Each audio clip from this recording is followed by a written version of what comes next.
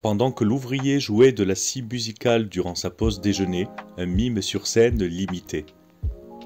Ce triptyque, que j'ai réalisé en 2014, ne m'attire plus autant d'un point de vue personnel et esthétique, car mon style a depuis évolué. Quand j'ai peint ce triptyque, à l'époque, mon approche graphique minimaliste était un choix. J'apprécie l'idée de revisiter cette œuvre car elle propose une réflexion sur la dualité de deux univers contrastés présentés en miroir. Dans la première toile, à gauche, un ouvrier est représenté en train de jouer de la scie musicale pendant sa pause déjeuner, au cœur d'un décor industriel. Ce moment de répit symbolise une évasion créative et une expression personnelle au sein d'un quotidien marqué par le labeur. La toile centrale est une image abstraite. Lors de sa réalisation, je ne voulais rien représenter de particulier avec cette image, si ce n'est une composition de lignes blanches et de petits traits rappelant les dents d'une scie. Mais nous pourrions dire, pourquoi pas, que ces éléments flottant sur un fond rouge créent une tension visuelle qui pourrait évoquer à la fois le mouvement et le son.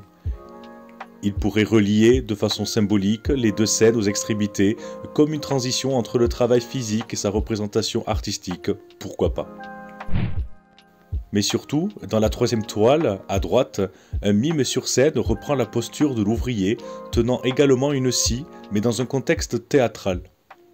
Ici, le mime n'est plus simplement un travailleur, il se fait l'interprète de l'ouvrier, utilisant la scie non pas comme un outil de labeur, mais comme un objet de performance, imitant le labeur. Cette imitation interroge sur la relation entre l'art et la réalité, et sur la façon dont le monde du spectacle peut transformer des éléments de la vie ouvrière en divertissement. Mais surtout, cette juxtaposition souligne une dualité intéressante. L'ouvrier, représenté comme travaillant dans un environnement dur et monotone, et le mime, qui semble jouir d'une certaine liberté en vivant de son art. Bien que nous pouvons deviner avec évidence que les deux travaillent avec intensité, il est évident de se dire que l'un subit les impacts physiques et moraux de son travail, tandis que l'autre, malgré les exigences de la scène, il est évident qu'il bénéficie de plus de liberté et potentiellement d'un meilleur équilibre de vie, surtout s'il parvient à vivre de sa passion.